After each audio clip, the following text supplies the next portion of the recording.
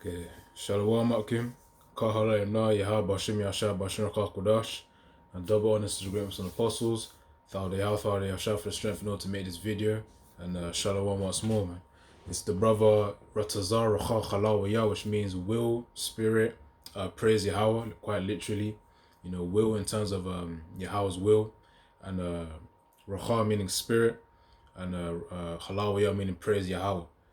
And today's video is pretty much just based on a thought that I had on Jacob's trouble as well, where typically in the movies, you've probably heard it's going to be every man for himself, or probably another saying you might have heard of is that this world, the current world of Esau Edom, this kingdom, is a dog eat dog world, man. It's a ruthless world. You got people betraying each other left, right, center. The scriptures talk about the love of many shall wax cold. That's another thing too. So with that, with that saying, this is a dog eat dog world. That's going to be even more potent. It's going to reach its peak in Jacob's trouble, man, where people are going to be ruthless as well.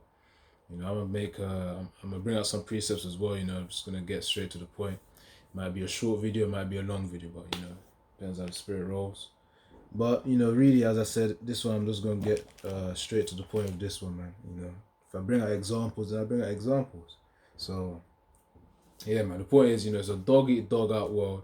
I mean, it's a dog eat dog world, and also the saying where people say it's every man for himself. But I named this video as every man for himself, and then the ellipses, the three dots, but it's actually every man and his power. Something along those lines. I named it. It's not every man for himself. It's every man and his power, man. Because we have these heathen nations. Ishmael believing in their idol. Or who they call Allah. And then you got Krishna. I don't even know for the Hindus and Buddhists, man. But they got their own flipping idols as well over there. Krishna and whatnot. Then you got major one, Christianity.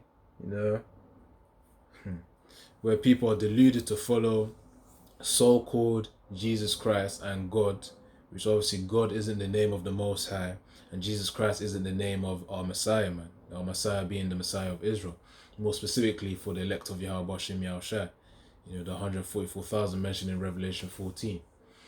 So really, the point is that the name of the Most High is Yahweh, meaning He is, or He exists, or He is to be. And the name of Yahweh, the name of the Messiah, the name of the Son, the begotten Son of the Most High, is Yahweh Shai, meaning He's the deliverer, or He delivers.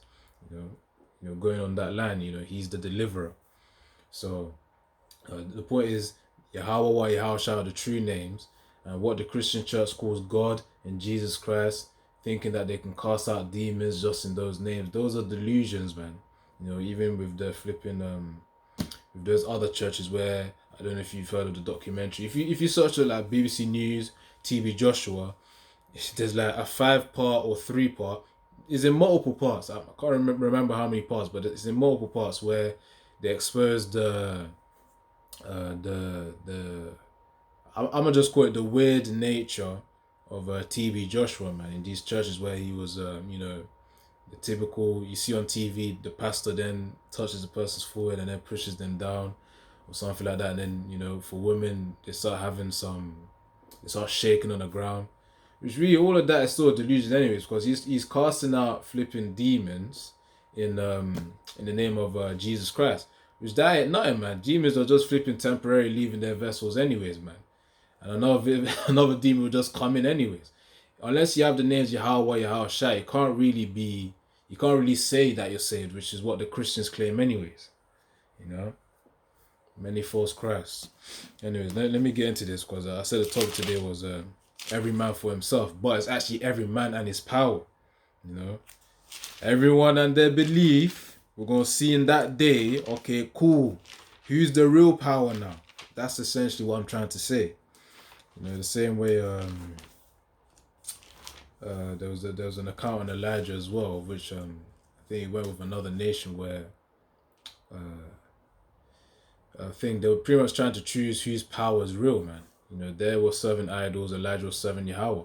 And of course, Yahweh came through, man. And he came through hard. So, really, it's the same matter that's going to happen here in Jacob's Trouble, where those people worshipping so-called Jesus Christ, God, the Hindu gods, and flipping Ishmael with their Allah as well, their idol. It's going to be known through Yahweh Bashim Yashai's men that Yahweh Bashim Yashai is the only true powers, man. Yahweh, the ultimate power, and then you got Yahweh Shai second in command. Right there. Everyone's going to know. So all these people who have I don't know if that's the right word, or bodacious, I think that's the right word, an enlarged confidence in their idol, of which they're deluded in, they're going to find out it's an idol, whether they like it or not. They're going to find out, and they're just going to have to deal with it. Yeah, man. In the kingdom, we wouldn't have to deal with other nations having idols, because there will only be Yahweh, Yahushua to worship. That's all. Right, let me actually get to the precept, because I wanted to get something based on the topic.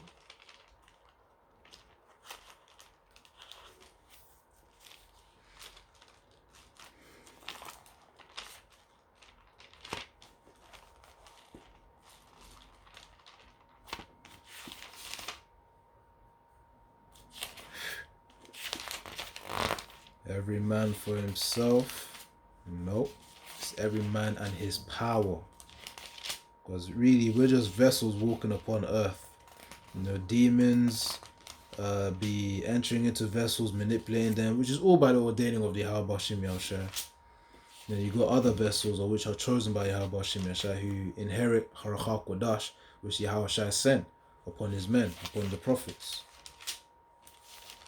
So of course, in that time, those who have Harachah Kodash, the favoring of Yahweh Yahushua, they will be protected in that time. They'll be fed.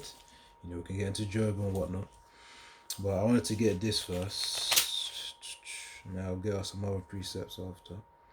So Ezekiel 5 and 11. This is really focusing on Israel. Wherefore, as I live, saith the Lord Yahweh, surely because thou hast defiled my sanctuary and all thy detestable things, and with all thine abominations, therefore will I also diminish thee, neither shall mine eye spare, neither will I have any pity. So okay, I feel as if, actually, the point is in verse 12.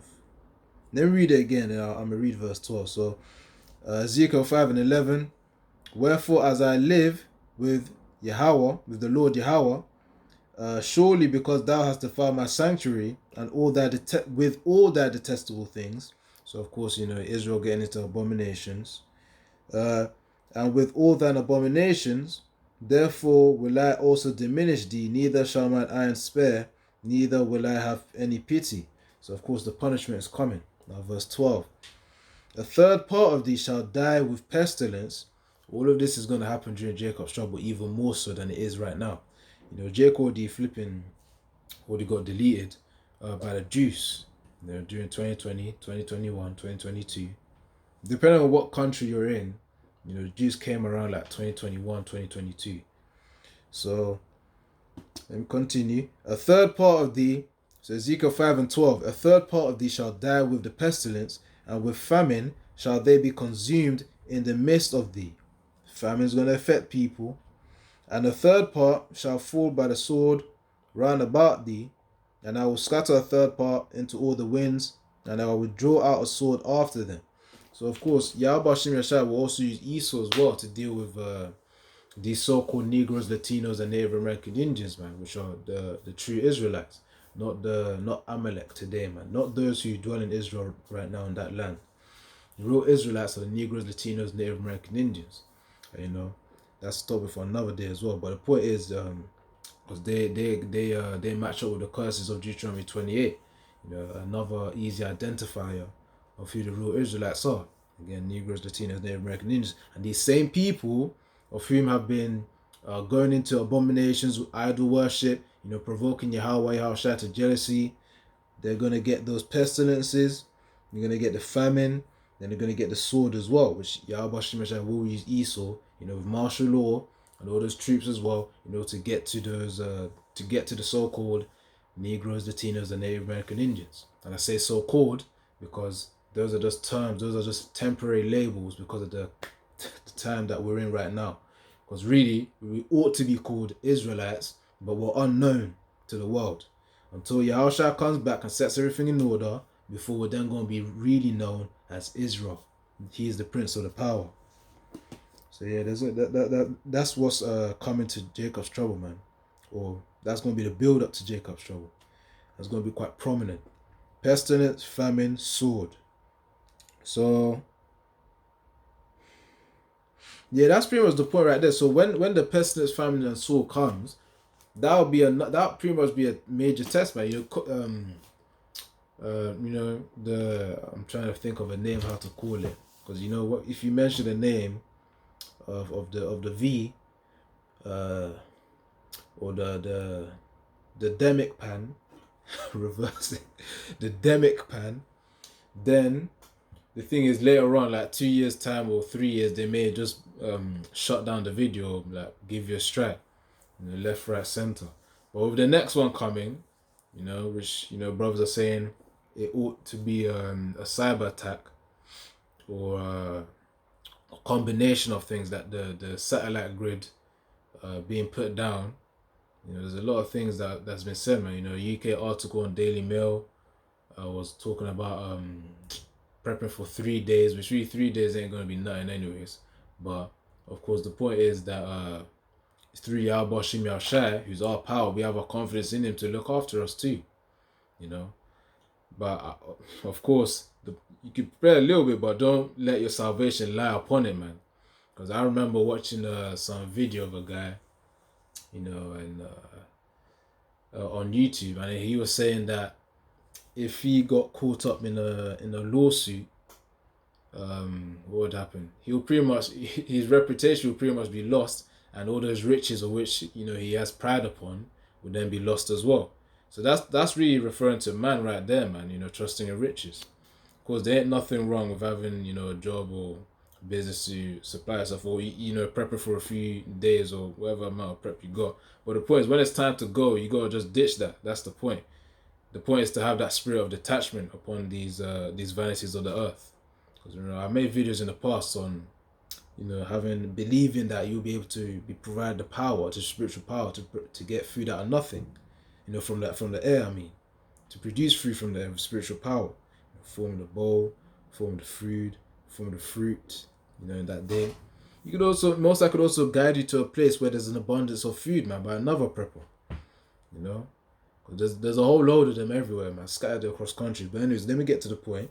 That's Ezekiel 5 and 11 verse 9. Ezekiel 5 verse 11 to 12.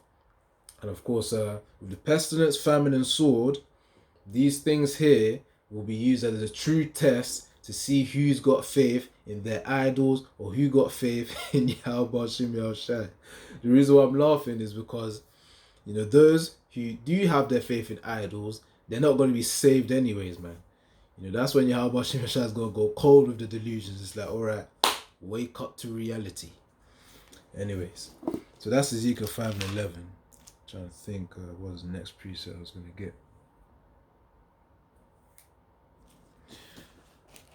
Alright, so it's Wisdom Song 1. Wake up to reality. Your idols have no power. That's pretty much the embodiment of the feeling that these heathen nations, as well as Jake, who trusts in those idols, they're going to have the embodiment of the feeling of their idols have no power. So that's going to be that right there. This is Wisdom of Solomon chapter 5 verse 1. Then shall the righteous man stand in great boldness before the face of such as have afflicted him, and made no account of his labors. So as brothers are out there in the houses and bars preaching, the apostles, the elders, everyone of whom are called by Yahweh Shem Yahushai to speak the truth, to preach the truth, out there. I think they're going to be, it says the righteous man, which they are, stand in great boldness before the face of such have afflicted him. All those insults by family, insults by friends, mockings by friends, and even whatever traumatic experience, any that brothers may have experienced as well, all part of the affliction. You will be vindicated. That's really what it is, because it says the righteous man stand in great boldness. And that's confidence right there, man. Because we know we've been laboring under the ordaining of Yahweh Bashim Yashai, to do this work. And of course, these labors are not in vain, man. As compared to, I think, in Ecclesiastes, talking about the labors of this world causeth vexation of spirit. I think that's Ecclesiastes 2 or 3, either one. I think it's Ecclesiastes 2. But the point is, it says, then shall the righteous man stand in great boldness before the face of such as have afflicted him and made no account of his labors. So that's when their fear is going to come. In fact, let me just read verse 2. When they see it, they shall be troubled with terrible fear and shall be amazed at the strangeness of his, talking about the righteous man here in verse 1, of his salvation, so far beyond all that they looked for. They thought that there's going to be, talk about the Christians here now, they thought that it's going to be a 7-year tribulation, then a rapture, where, I don't even know, man. I don't even know. But yeah, there's going to be some 7-year tribulation. Because before the truth, I was watching this stuff as well, and I was thinking, oh, wow. So all of this shit is going to happen. But not knowing, when you enter the truth, you realize, okay, now that's why, you may see chariots moving in the skies in the night or during the day, man. Because those are the vehicles of salvation, which they're going to beam up. And even in the movies as well, man, the Most High puts understanding within the movies as well, that this is how, to get us familiar with how it would work, man. When you see those alien movies, probably the older ones, I don't know, maybe in the 80s or 90s, whichever movie it is, about aliens, or maybe even just something like Looney Tunes. I knew there was like a chariot, some Looney Tunes guy, of which he had a chariot, and then he had this beaming up effect where he can just collect vessels, man. I forgot his name, but a brother made a video on it some time ago. But the point is, when you watch these shows, these are just to get us that familiar with how, in order to visualize how the salvation will be. And Yahweh Shem Yashai, we work, we remain humble, and we endure to the end, as we always pray for. So that's Wisdom of Solomon 5:1. So the point is, those serving idols right now, as I said, the video is called Every Man for Himself. And then, pause. No, every man and his power. That's what matters. Who do you serve? So that's Wisdom of Solomon 5:1. So during the time, pestilence, famine, and the sword, referring to Ezekiel 5:11, and then Wisdom of Solomon 5:1, the point is that fear will come upon those of whom don't serve Yahweh Yahushua. If you ain't got Yahweh Yahushua, it's a done deal. You're certified for failure. That's what I'm trying to say. So that's Ezekiel 5:11. That's Ezekiel 5:11. And then so Ezekiel 5:11, Wisdom of Solomon 5:1. Let me get Philippians 2:12.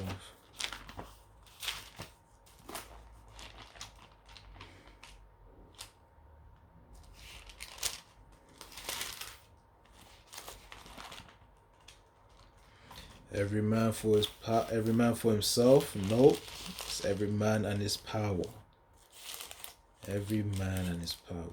Even in that statement as well, if you ain't got discernment, you're actually gonna think that it's a real thing, because the only powers that exist are Yahweh Yahushua. I talk about the ultimate powers, man. The one above all. That's Yahweh. Then you got Yahushua again, second in commandment. Because when I say every man and his power, the thing is, with the heathens, they ain't got no power though. They got idols, but they ain't got a power. That's the point. So, just to get the truth out there, for those who can understand. Right, let me get Philippians 2.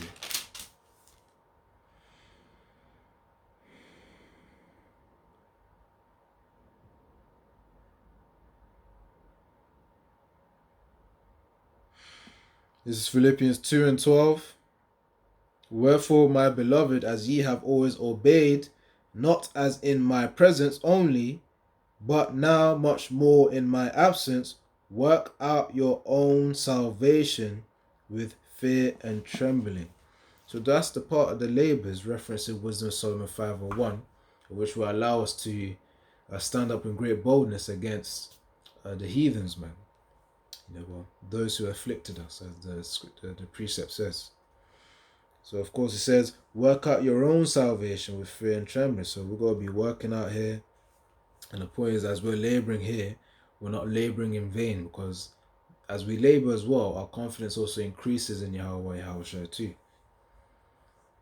So with that confidence increasing in Yahweh Yahushua, our faith increases, our fear of Yahweh Yahushua increases too, and eventually the end goal is of course to get salvation into those chariots first, and eventually, be crowned by Yahweh Yahushua, and everything from there is going to be like smooth waters, man. But of course we pray Yahweh Shem Yashar Tazar, we endure to the end, we're given the spirit of strength, and we keep going up to that very point of salvation, man, where we get transformed into incorruptible vessels.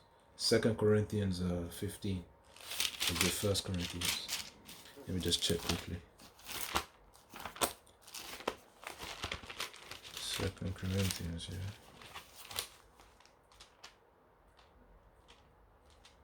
There's it 1 Corinthians.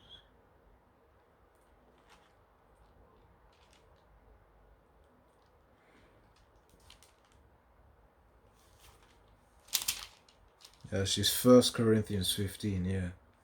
1 Corinthians 15 verse 40 and onwards, about the different vessels. Actually, verse 52 really. I'll read it. 1 Corinthians 15 verse 52. In a moment, in the twinkling of an eye, at the last trump, for the trumpet shall sound, and the dead shall be raised incorruptible, and we shall be changed. For this corruptible must put on incorruption, and this mortal must put on immortality. So that's the point right there, man. That's the point right there. And that's why I got to pray for humility and to be strengthened in this time, man. And we get something pertaining to these heathens and their idols as well. Because every man and his power is what matters. The idols don't matter though. So everyone's gonna deal with the consequences of their actions, man. If you have confidence in idols, then you're gonna reap corruption. If you have confidence in Yahweh Shem Yashai, then you will reap fruitful things, man. When I say fruitful things, of course, things that will benefit us in the time of need. Jacob's trouble, eating when people are hungry, being protected when people are being put to death, being guided when people are being lost, and put to death as well. Alright,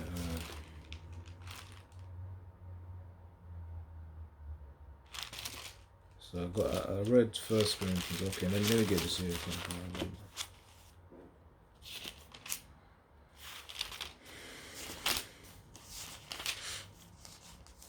Alright, I need to try to see this.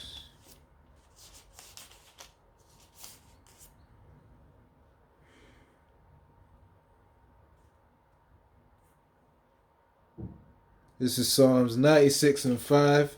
For all the gods of the nations are idols, but the Lord Yahweh made the heavens. So of course, man, every man and his power, that's what's going to matter in that day. And us knowing, having this wisdom here, says for all the gods of the nations are idols. That's what they are. Worthless things. They don't breathe, they're not alive, they're not conscious. But the Lord Yahweh made the heavens, man. He gave the blueprint, to Yahushua, and of course Yahushua and the elect then created the universe, man, and the earth as well. So the point is, the heathen nations and their so-called gods are idols, worthless things. That's why we shouldn't fear them when they say, they may chant in their language or say certain things, or which to a normal individual they may fear. We shouldn't fear them anyways, man. Scriptures talk about he's made our foreheads harder than death, and that's within Israel, man. That's within Israel, in terms of preaching the truth. That's Ezekiel 3. So of course, if he's made our foreheads hard against the heads of Israelites that are not willing to listen, how much more for heathens who are regarded as spittle? How much more worthless are they? How much more hard-headed are we against them? Which means basically we shouldn't be able to get swayed just because of their words. Because we know at the end of the day, their philosophies are vain. They're not for us. They're folly. Wisdom of the world is foolishness to the Most High. So with that wisdom that we've got there, that we're grounded with, we know that, of course, heathens are really, we shouldn't fear them. It's just the Most High, as the Most High perceives them, and as spittle. We perceive them as the same in the same way as well. That's the point. Of course, we're not gonna be a darn fool and be disrespecting them downright. Of course, we give them respect right now as well. As we should. For a normal individual conversation. When you're at work or in school or whatnot, give them respect, man. But don't let their philosophies infect you. There was a time even in school as well, when I was talking to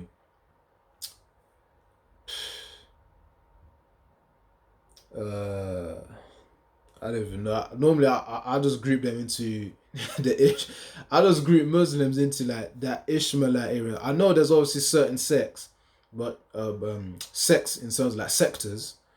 But she's I'm gonna just call her Ishmael, man. Sometimes when you get into the nitty gritty, you can just overcomplicate things. But this Ishmaelite, this Ishmael here was pretty much trying to talk to me. I was just trying to I was just doing my work, and we were just having a little conversation. Then from there, she was just talking about Islam, and she was getting deep into Islam, and doing all that shit. For me, from the get-go, I already knew, like, okay, so you're gonna try and preach your vanity onto me so that I can then adopt that shit.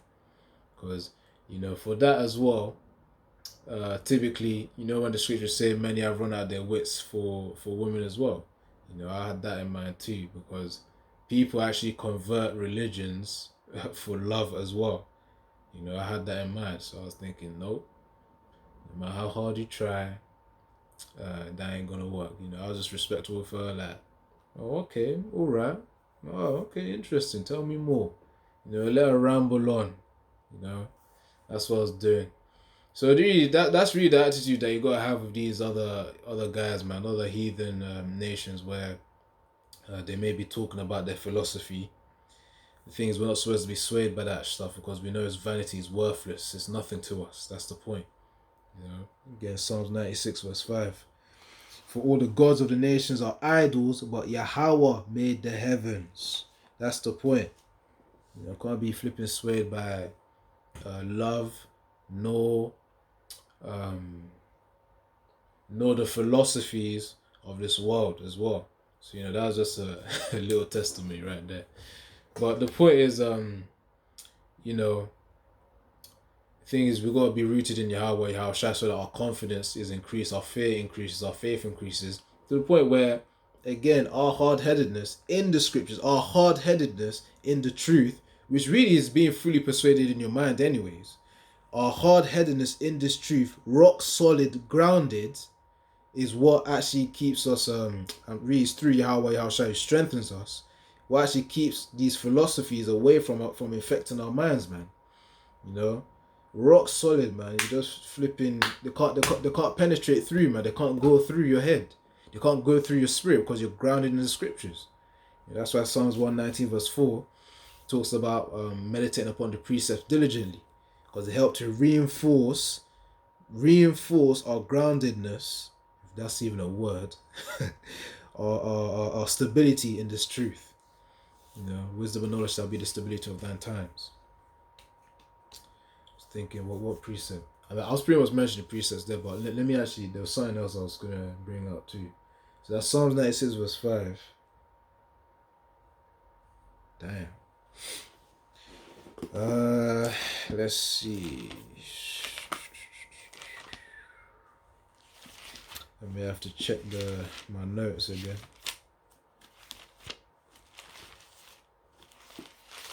That's Psalms 96 and 5. Alright, you know what? Let me just check it again.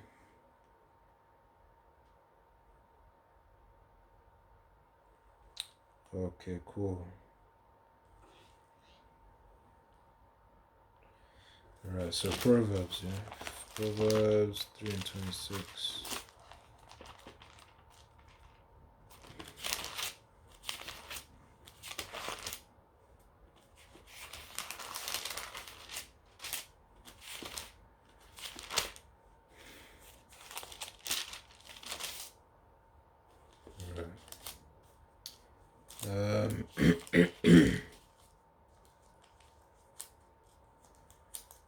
This is Proverbs 3 and 26. For Yahweh Ba'ashem Yahushua shall be thy confidence and shall keep thy foot from being taken.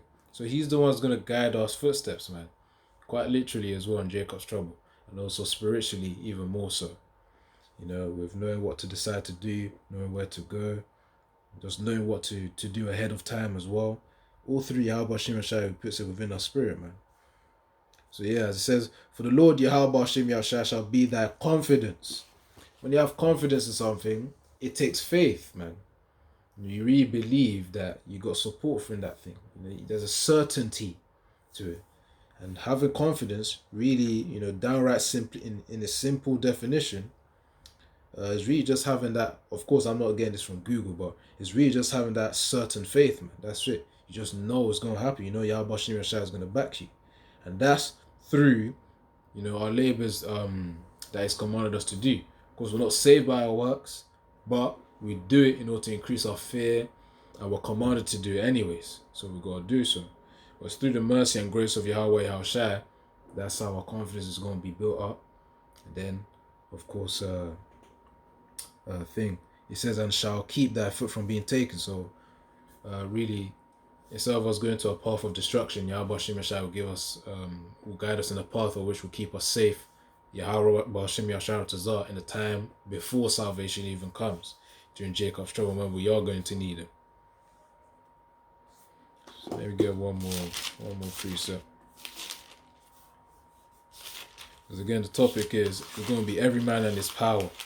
Those who serve idols, they're going to suffer consequences, or which will shock them. But they ain't got no wisdom. I mean, come on, it's obvious. Why would someone serving an idol be as one who has wisdom?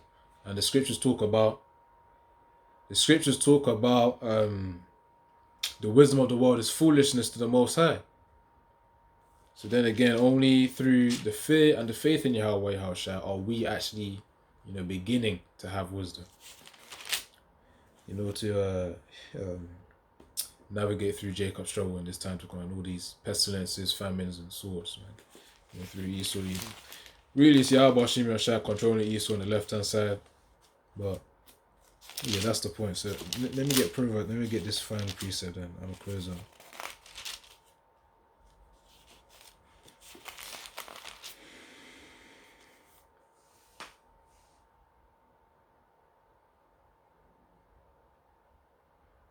That links to the other one as well.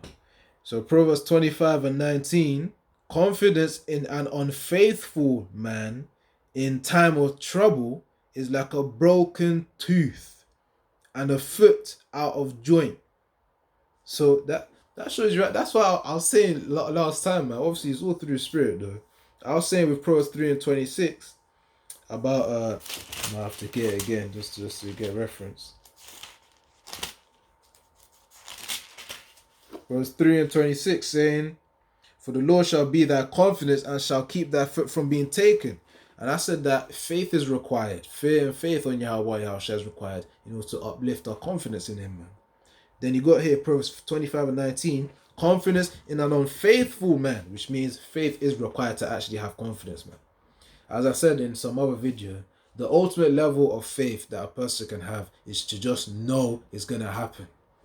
And you know, Hebrews 11 talks about faith is the evidence of things not seen and the substance of things hoped for. So really, you see it before it happens. You know it's going to happen. You have certainty it's going to happen despite the absence of evidence. That's the ultimate level of faith for which Yahweh Shemeshah can bestow upon us. To just know we expect it to happen.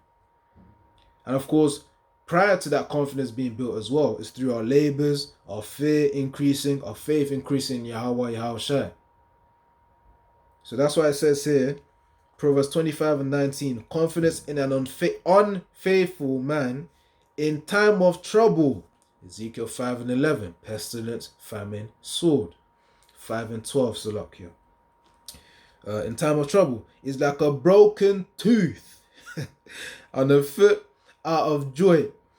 You know when I don't know, maybe someone might trip up and then they break their ankle or something. You know, there's a pain there, man. Something's not right. Things are not in order. That's the same way confidence in an unfaithful person is. It's that, what's going on? You know, you say you got confidence, but you ain't got faith. And Yahweh Shemeshai requires us to have faith in it. And that will be through tests as well that will help uplift our faith too. You know, do it nevertheless of not seeing the end result. Well, really, we got Yahweh Shemeshai already telling us the end result. We just got to go through the process as well. Because the end result is really salvation. This is the example that I do meditate upon every now and then. It may be a scenario where the Most High got you running away from military troops, wherever you may be in Jacob's trouble. Now let's say it's like, okay, troop on the left, troop on the right, then you got an abandoned building, and then you go inside the building, then you start running up the stairs. Then you get to the roof. Of the building. Then at that moment, you're on like you then run, then you see the ledge. It's like there ain't no way.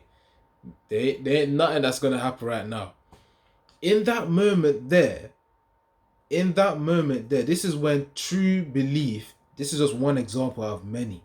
That's when true faith and true belief in Yahweh Yahushua will be prominent. In your spirit, you may be full of adrenaline and whatnot, heart pumping, and there. In your spirit, Yahweh Shemeshai could literally put the thought, just jump over, you'll be cool. You'll be caught up, man. That could be one thought. Or just jump over. He may not even tell you what's going to happen. He may just say, jump over. You'll be fine. And the thing is, he may even put a thought within you of what's about to happen.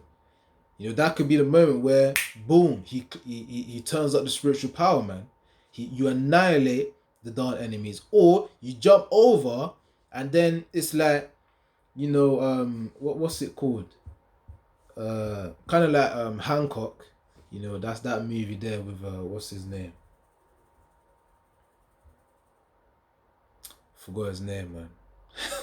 He's the one who slapped Chris Rock. I forgot his name, man. My days. Sometimes the memory isn't really as potent as it is.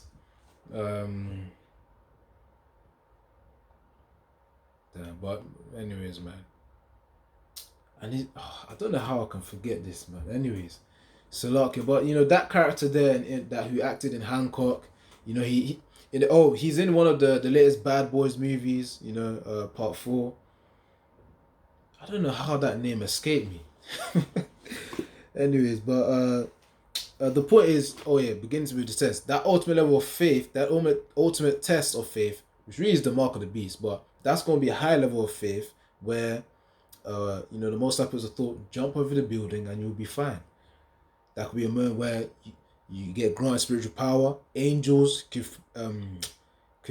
slow down time for you so that the fall is gentle. Angels could also catch you up as well. Catch you, by the arms so that you don't die. Many things could have happened then in that scenario. The point is to succeed in that test is to actually do what the Most High, what Yahweh Yahushua has commanded us to do, man. Which, as I said, he has his way with communicating as well, man. Visions and through thoughts as well. That would be a high level of test of faith, man. Jump over the building and you'll be fine. But the point is, you actually jump over it, despite death, looking at you in the face. You know, fear. I heard this from another place as well, probably one of those YouTube videos or shorts, where it says false fear stands for false expectations appearing real. You know, always overthinking these things. Always overthink, so like I thought, you know, someone knocked the door. But always overthinking these things, or which really diminishes faith anyways. You know. So as I said, man, you know, we gotta be willing to be doing that, to be able to we gotta be willing to go through those tests of faith in order to strengthen our faith and confidence in Yahweh Yahushua. And as I said, man, that's gonna be a major example right there. Imagine being told, imagine the thought coming, just jump over the building, you'll be fine. You know, that's gonna take some faith for real, man. That's gonna take a whole load of faith. Like damn. Imagine being in a position and then you know in your mind, based on all the scriptures you studied as well, that Yahweh Shem Yashai will protect you. Because it says, when the enemy comes in as a flood, Yahweh Shem Yashai shall lift up a standard. That could be the very moment that you annihilate all those military troops. And you get blessed with that spiritual power as well. That could be the moment of which you start to unlock, you know, the spiritual power which Yahweh Shem Yashai allows you to have for that time period during Jacob's trouble. All through the success of faith, man. Through the test of faith. Which, as I said, the ultimate one is the mark of the beast anyways. So after that, you know, there's going to be other things like, you know, that example that I gave there. You know, as you're a pilgrim upon the earth as well, you're going to be tested as well. You know, certain things that you have to go through. All will reinforce your faith. Anyways, man, you know, that's pretty much it. So I will close out. Shalom Akim. Kol halalim la Yahweh Shem Yashai Bashir Chakudash. Double honors great Muslim apostles. And it's been a brother Ratazar Racha Halawaya. Ratazar Racha Halawaya. So yeah. Shalom wa Yahweh Shem Yashai Brakatha.